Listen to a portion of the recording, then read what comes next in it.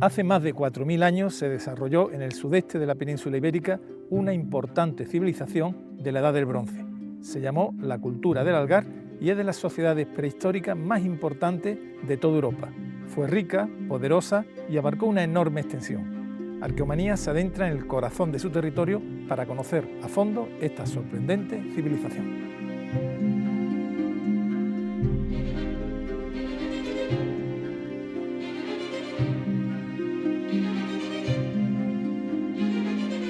La Edad del Bronce pudo ser un momento de grandes cambios culturales y de población en la península ibérica. Mientras en otros lugares del Oriente Mediterráneo se desarrollaron poderosos imperios, la península vivió una profunda transformación cuya manifestación más brillante fue la cultura del Algar. En la actual provincia de Murcia, dos yacimientos están revolucionando la manera en que miramos esa cultura. Se trata de la Bastida de Totana y la Almoloya de Pliego. Arqueomanía regresa tras una década para ver los avances en la investigación. Somos Geografía y la geografía de la Bastida es realmente curiosa. Tenemos cerca unas grandes y fértiles llanuras agrícolas. Sin embargo, para llegar a la Bastida hay que meterse en una zona montañosa, tortuosa, cuarteada por laberínticos arroyones y ramblas. ¿Por qué? ¿Por qué la escondieron aquí? Quizá por miedo, por temor, por defensa o porque querían controlar de alguna forma el territorio. Esperamos en este programa responder a estas preguntas, para mí, realmente importantes. El dominio del almacenamiento y conducción del agua en las ciudades del Algar es un signo inequívoco del desarrollo urbanístico y de la ingeniería civil. Eva, el tiempo pasa, ¿eh? Fíjate, estuvimos aquí en el 2014. Acababais de descubrir aquí en la fortificación lo que parecía una puerta en Recodo y ahora, años después, volvemos y me encuentro esta zanja que no conocía. ¿Qué es esto? Pues esto es un canal excavado en la roca que tiene una longitud de unos 70 metros aproximadamente, aunque tuvo que tener en su momento más porque continúa hacia el sur y recoge el agua de la Rambla del Ebor y la canaliza hacia el interior. Es una estructura hidráulica. Una estructura hidráulica, sí, que lleva el agua hacia el interior de la ciudad. ¿Qué pasa? Que nos falta la conexión del último extremo con la zona de la balsa, que es la que tenemos en Piedemonte. Entonces es probable con algún sistema para elevar el agua, para rellenarla en su momento, ¿no? O sea, que realmente hay un conocimiento hidráulico importante, ¿no? Porque además es muy quebrado donde va el ajuste del canal hasta que llega a la Rambla, es muy vertical. De hecho, aquí está un poquito más ampliado, pero si te pones delante de la muralla, el encaje tienes 50 centímetros en vertical, las paredes verticales completamente excavadas en la roca, una cosa impresionante que todavía estamos pensando cómo se puede hacer, cuáles fueron las herramientas para excavar una roca durísima como es la brecha aquí de la Bastida. La Bastida siempre nos sorprende, ¿verdad? Desde luego. Adentrarnos en la Bastida significa conocer su urbanismo. Se trata de una ciudad de casi 5 hectáreas completamente fortificada. Por uno de sus perímetros por una fuerte muralla y por el otro por una defensa natural de un cortado sobre la Rambla del Ebor. En su interior es un urbanismo en ladera, totalmente densamente construida, con una serie de terrazas de distintos niveles y unas casas muy pegadas una a las otras. Las calles son estrechas y tuvieron que tener un sistema de escorrentía de agua que la acumularían en la balsa. En el interior de las casas, ¿qué nos llama la atención? Pues lo mismo que en toda la cultura del Algar, los enterramientos en el interior, normalmente en estas grandes vasijas o a veces en cistas o incluso en covachas. La distribución de la protociudad de la Bastida, de este centro neurálgico de la cultura del Algar por toda la extensión de una montaña y un valle estrecho, genera muchas cuestiones. Sin duda, el elemento que más destaca a primera vista son sus murallas. Se ha especulado mucho sobre la cronología de las primeras murallas de la humanidad. El entorno del Mar Negro o la Mesopotamia, con casos como Göbekli Tepe o Karahan Tepe, lugares en pleno proceso de investigación, han saltado a la prensa como los primeros con infraestructuras de esta índole. Nuestras pesquisas nos llevaron hasta el Monte Carmelo, en Israel, lugar en el que los miembros de la cultura natufiense edificaron las primeras murallas de la historia con los datos que se manejan actualmente. Los natufienses comenzaron a construir muros hace 14.000 años y no son las únicas estructuras que fueron capaces de producir. I'm standing on a 15,000-year-old wall. Estoy sobre una muralla de 15.000 años. Esta línea curva de piedras tiene 9 metros de diámetro con varias trayectorias. 11,000-12,000 years ago, people started some Hace experiments 11 o with 12.000 años plants, se experimentó con el cultivo de plantas. Se construyeron grandes pueblos con arquitectura como Göbekli Tepe o Jericó. Y un poco después se domesticaron animales, iniciando la civilización. No se puede comprender esta evolución sin los natufios.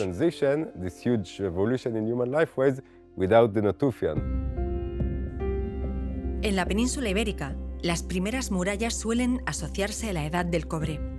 Yacimientos como los Millares en Almería, Tajo de Marchales en Granada o la monumental Villa Vieja en Algarinejo, Granada, nos pueden dar muchas pistas sobre el proceso de construcción de murallas que se vivió en la península entre el tercer y el segundo milenio antes de Cristo. Son las primeras fortificaciones para la península ibérica, las primeras fortificaciones o arquitectura en piedra, y como tal le da esa parte de primigenia o de experimentación para elaborar esta arquitectura. A posteriori, el mundo de la Edad del Bronce va sobre esa base de conocimiento arquitectónico, van a desarrollar su arquitectura, que es propia de otro momento. ¿Tiene nexos de unión? Sí, pero lo propio de culturas diferentes a lo largo de un desarrollo histórico en el cual hay una serie de mejoras arquitectónicas. Ya en la Edad del Bronce, en plena Sierra de los Llévenes en Toledo, el yacimiento conocido como Montón de Trigo muestra sólidos elementos constructivos en un lugar cuyo sentido como asentamiento radica en su control visual del territorio. Lo que estoy viendo en este tipo de asentamiento es un control de lo próximo, es decir, es un poblamiento de control del vecino, ¿no?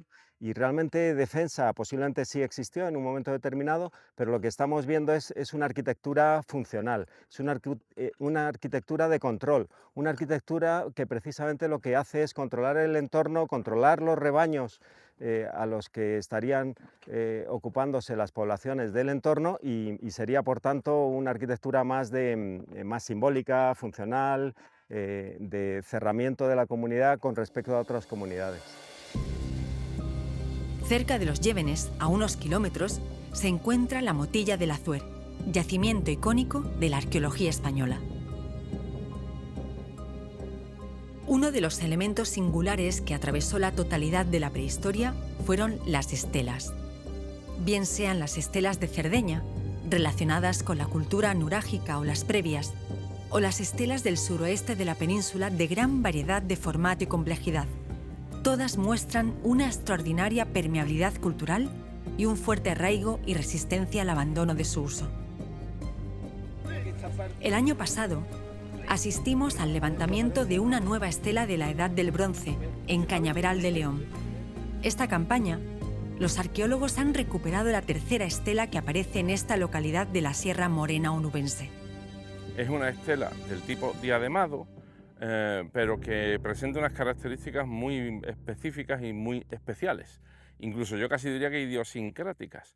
En primer lugar, es una estela que tiene una clara representación de genitales masculinos, lo cual es bastante novedoso porque este tipo concreto de estelas casi nunca estaban definidas sexualmente de una forma muy obvia. Y en segundo lugar, aparece armada. Tiene lo que claramente se ve en la estela es una espada y una espada corta o una daga al otro lado, ¿no? Por tanto, esta estela mezcla elementos de las llamadas estelas diademadas y de las llamadas estelas de hierro. Es decir, es híbrida y por tanto muestra que hay una comunidad de conceptos y hay una comunidad semántica y una comunidad gráfica en cómo se realizan estos monumentos. La Edad del Hierro y sus productos orientalizantes son una realidad en este yacimiento que sirve para explicar muy bien cómo unas culturas reutilizan espacios, especialmente lugares funerarios, de los que los precedieron. Hay estructuras tumulares circulares que entroncan mucho con la tradición de la Edad del Bronce y también de la Edad del Cobre y del Neolítico, como estructuras tumulares con cistas en el centro, pero también hay estructuras de planta rectangular y de planta ortogonal que ya evidentemente denotan un contexto más tardío de la Edad del Hierro, del primer milenio antes de Cristo, que aparecen todas adyacentes o incluso adosadas unas a otras, lo cual realmente es muy sugerente desde el punto de vista de las dinámicas sociales que dan lugar a la formación de estas necrópolis. Es decir, cómo sucesivas generaciones de gente aquí fueron utilizando este lugar y fueron creando sus depósitos funerarios y sus estructuras funerarias en referencia con las ya existentes anteriormente. La necrópolis de la Lentejuela en Teba, Málaga, es peculiar por la gran acumulación de estructuras funerarias y por la presencia de grandes círculos de piedras alrededor de los monumentos funerarios. El mayor de ellos presentaba además una penetración tardía de la Edad del Bronce. Las poblaciones de la época accedieron al interior del tolos para depositar restos humanos. Fue un episodio aislado, único, que plantea muy a las claras la necesidad de producir vínculos con los ancestros antiguos del lugar. El yacimiento de la Almoloya en Pliego es un emblema de la cultura argárica. Ha sido el gran impulsor de los estudios recientes sobre la Edad del Bronce en España. Su potencial para generar conocimiento es enorme. Los elementos urbanísticos y arquitectónicos, los objetos de la vida diaria y los suntuarios que se han excavado con metodología completamente científica y el material genético extraído de los restos inhumados han proporcionado una información que puede cambiar por completo muchos conceptos que se manejaban sobre la cultura argárica. El descubrimiento hace una década de una tumba que se llamó en su momento de la Reina de la Plata ha permitido avances inimaginables entonces. La vida de las princesas del Argar empieza a conocerse. Me acuerdo perfectamente cuando hace 9 años ya, en el 2014 en verano, nos llamasteis porque acabáis de descubrir una tumba espectacular. ¿Qué recuerdas de ese día? ¿Cómo ha cambiado tu mirada desde entonces? Lo que recuerdo es muchísima emoción, porque fue un verdadero hallazgo, pero no solamente por los objetos o lo que había dentro de la tumba, sino porque ese hallazgo significaba una confirmación muy importante a un trabajo iniciado hacía muchísimos años por Vicente Lull y que me evocaba tantas discusiones y tantos momentos allí mismo en la Almoloya de que podía cambiar la interpretación del lugar donde estábamos excavando en función de lo que estaba apareciendo en esa tumba. Una de las preguntas clave era: ¿es una pareja o hay una relación de filiación entre estas dos personas? Pues cuando no hay relación genética entre estas dos personas, dices, bueno, en principio no hay filiación. ¿Podrían ser una pareja reproductiva? Pues aún así hay que demostrar que han tenido descendencia. Y efectivamente les encontramos descendencia. Tienen una hija enterrada en la Almoloya a poca distancia, y esa hija está enterrada a su vez con otra niña que es su hermana, pero no es hija de la madre de esta criatura. Y en este caso una cosa interesante es que no es el único. Tenemos más casos de personas que son medio hermanas y siempre lo son, esto es muy interesante, por parte de padre, siempre. No hemos encontrado ningún caso por parte de madre. Si miramos hacia afuera, ¿podríamos saber esa población en su conjunto, si es nativa o de alguna forma es gente que llegó de otro lugar y se asentó aquí? ¿Qué nos dice esa dinámica genética poblacional sobre el origen de esa población?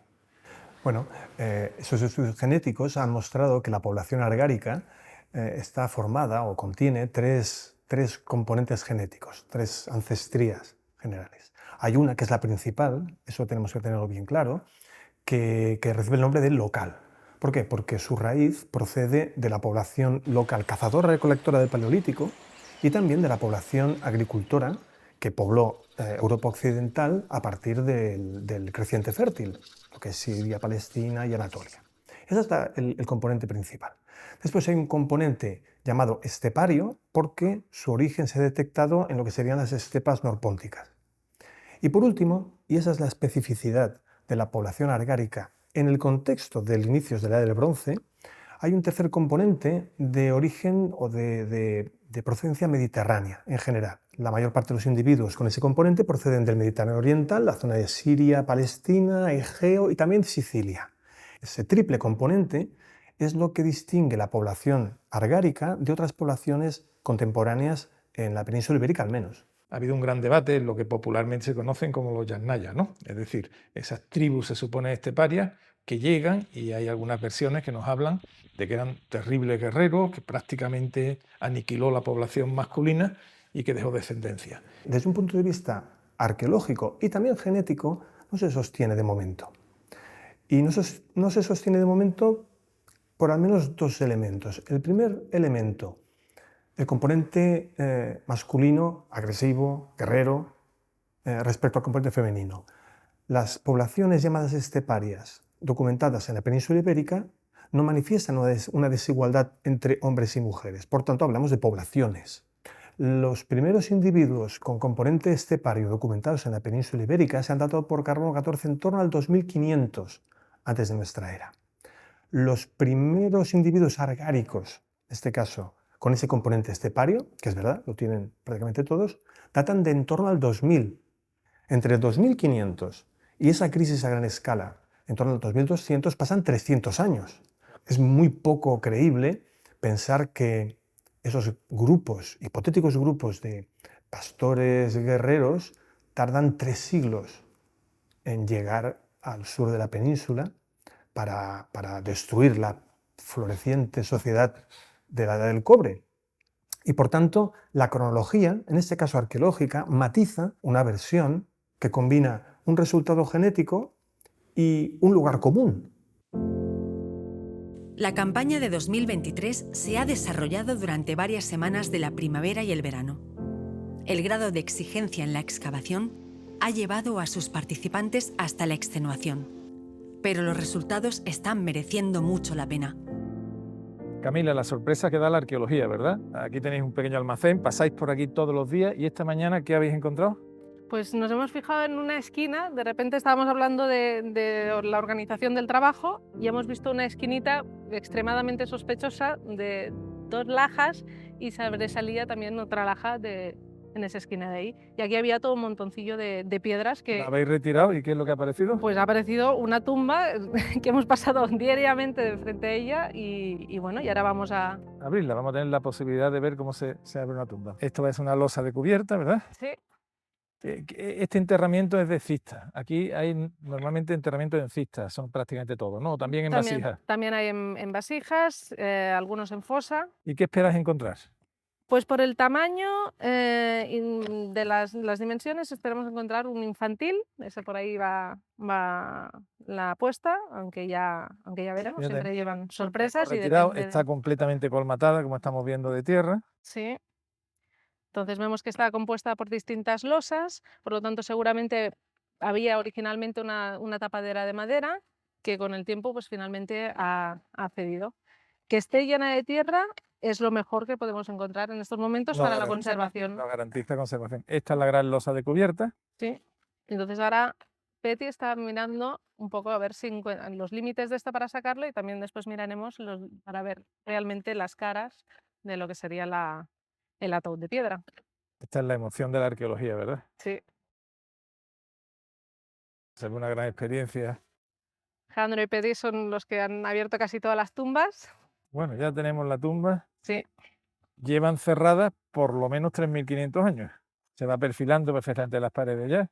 Sí. Vemos aquí que hay estas otras piedras, pero en realidad parece que la cista tendría esta orientación y está por encima de este muro o cortando. Después lo miraremos bien cómo están colocadas las piedras. Pero realmente ha sorprendido porque yo de hecho me esperaba que fuesen piedras, no una laja tan grande. Sí, está muy bien conformada, ¿eh? Perfectamente conformada, la verdad. Y además esas lajas también ahora no se ven. Ahora recogeremos con un capazo, pararemos, limpiaremos todos los bordes para hacer unas fotografías cenitales y hacer también fotos de proceso de trabajo. Pero la verdad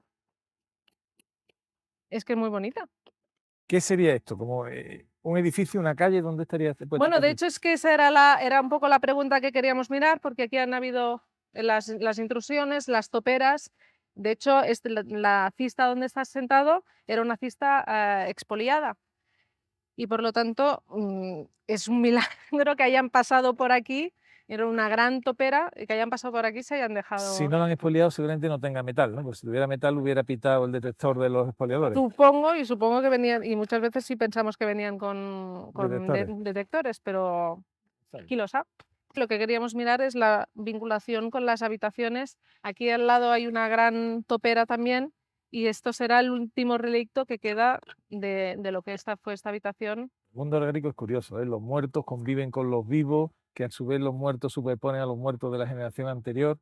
Sí, pero en general hay bastante respeto, recuerdo, porque no acostumbran a romperse, como máximo se sitúan una cerca de la otra o reaprovechan en ocasiones.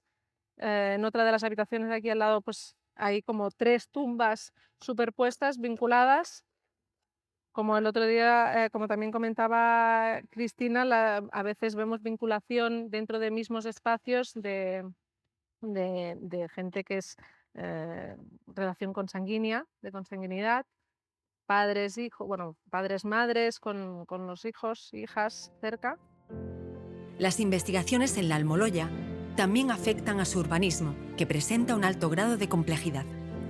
El excavar en extensión aquí en la Almoloya nos ha permitido conocer una planta completamente entera del primer urbanismo en la Edad del Bronce, y son construcciones que hemos denominado complejos habitacionales. Hemos contado con un total de 9. Se trata de lo que llamamos manzanas compactas, compuestas por edificios de planta trapezoidal o rectangular, que permite ir acoplando módulos. Esos grandes edificios están separados por calles muy estrechas. Para acceder a las casas o a los talleres, pues tenemos puertas abiertas en los muros, tenemos vanos o incluso escaleras para comunicar dentro del complejo. Las cubiertas, lo que es la cumbrera, estarían hechas con vigas de madera, cañizo y carrizo, luego una gruesa capa de manteado. Y es tan gruesa que permitiría el tránsito por la parte de arriba. La estandarización de los modelos cerámicos en la cultura argárica es un fenómeno ampliamente debatido. ¿Pudo extenderse esta estandarización a otros vectores de la vida pública? Hay indicios muy interesantes ya de momento, como por ejemplo una tesis doctoral que ha puesto en evidencia que en ciertas formas cerámicas ya se ve una estandarización de las formas que busca precisamente tener varias vasijas con una misma capacidad o un mismo volumen. O, por ejemplo, otra tesis doctoral que se está llevando a cabo a nivel de arquitectura, que está sacando a la luz los indicios de que cuando hacían ciertas casas que tenían estructuras de madera porticadas, pues los diferentes postes se colocaban a unas distancias concretas que nos están hablando de medidas canónicas para la construcción. Si se excava pero no se aporta una capa de interpretación y de conocimiento, el propósito es vacuo. Vicente Llull resitúa todo el fenómeno a la luz del conocimiento actual. Para mí, lo que ocurre es que hay una fusión de diferentes tradiciones y que esa fusión les sirve para poder sobrevivir. Es decir, gracias al apoyo mutuo, gracias a colaborar en el trabajo, gracias a tolerar a los vecinos, aunque los vecinos eran diferentes, de tradiciones distintas, se va creando un mundo en común, ¿no? Y eso es lo interesante del Argar, que en esos 150, 200 años formativos, desde el 2200 hasta el 2000, estas poblaciones que se dedican más o menos a lo mismo, ven una manera de compenetrar. Un dato precioso es que la fase formativa en la Almoloya es diferente de la fase formativa en la Bastida. Y aunque hay relaciones, se ve claramente que la tradición en el trabajo, en el estilo, en las formas de asentarse, son distintas. ¿Por qué se amurallan? ¿Estamos en guerra o una gran crisis política? ¿Qué pasa? Eso sí que es complicado, porque es en cada yacimiento. En la fase formativa no se puede hablar de una entidad, sino que se está hablando de una confluencia de intereses, ¿no? Pero es curioso que en la Bastida se edifique desde el principio una fortificación mejorable, inmensa, ¿no? Y en cambio, lo interesante es que es una fortificación inmensa para una población que vive en cabañas. Esto es lo sorprendente. Mientras que aquí, por ejemplo, en la Almoloya, no se puede hablar de fortificación porque tampoco lo requiere este una yacimiento. Fortificación natural. Es natural, pero los primeros momentos son ya totalmente de un, no digo urbanismo, pero sí de casas perfectamente bien confeccionadas. ¿Cómo crees tú que se administraba políticamente un territorio tan enorme?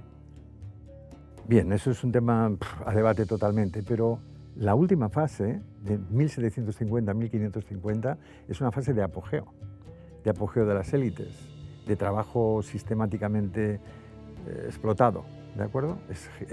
Aumenta el número de dependientes y posiblemente esclavos algunos, es decir, este es el momento crucial, importante, que es el momento de mayor, entre comillas, riqueza, ¿no? Si habláramos de un Producto Interior Bruto, sería enorme, pero ese Producto Interior Bruto lo tendría muy poca gente, ¿no? Es en la mitad de ese momento en que la cosa se deteriora. Lo interesante es que pasamos de una sociedad comunitaria, esa es mi opinión, entre el 2200-2000, a una sociedad ya totalmente jerarquizada, clasificada por medio de una élite formada por unos pocos guerreros, y después un grupo dependiente, o sea, 10, 60, 30, sería la estructura de la segunda fase. Y en la tercera, en cambio, es 5, por así decirlo, de primera categoría, después ciudadanos, casi el 50, y todos los demás posiblemente esclavos. Es decir, la estructura la pirámide se va haciendo más fina, ¿no? Para mí, la tercera fase es la única estatal. Se dice que nosotros defendemos una sociedad estatal para todo el Algar, eso no puede ser. O sea, solamente es una etapa formativa para ser estatal, y la estatal es la última fase. ¿Qué se trata? De un estado, de muchos estados, una especie de ciudades-estado en plan griego, tal y como estamos en estos momentos. Nosotros podemos decir que hay una relación entre la Almería y Murcia muy estrecha, y muy posiblemente es el mismo territorio, si vamos a hacer caso a los emblemas de poder que hay desde Almería hasta Murcia. Si hubiera un centro de poder más destacado sobre todo ellos, ¿cuál dirías que fue? Yo siempre he pensado que la Bastida es central en todo ello, muy central. Hititas y egipcios dominaron un mundo, el del bronce, que en la península ibérica tuvo una extraordinaria complejidad. La cultura del Algar es quizás su representación más brillante, aunque no la única.